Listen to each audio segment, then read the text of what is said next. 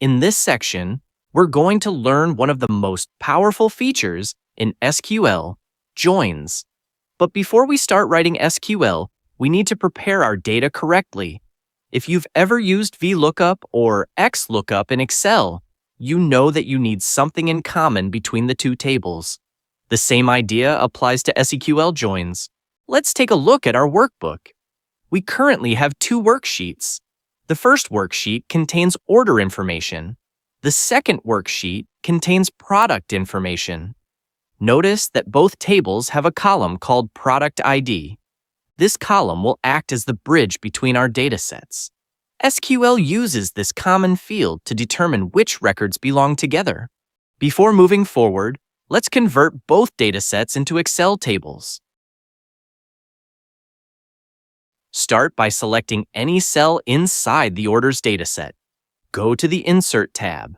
Choose Table. Make sure My Table Has Headers is checked, then click OK. Now, with the table still selected, go to the Table Design tab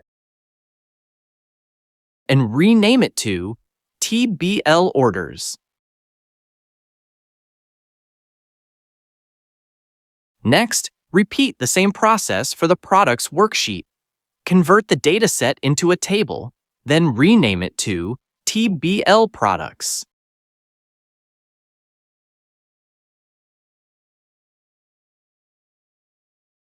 At this point, we have two properly structured Excel tables. And more importantly, both tables share a common field, Product ID. Let's quickly verify that. In TBL Orders, Product ID tells us which product was ordered. In TBL Products, Product ID provides additional details about that product, such as its name, category, and unit price. In the next lesson, we'll learn how SQL can combine these two tables together.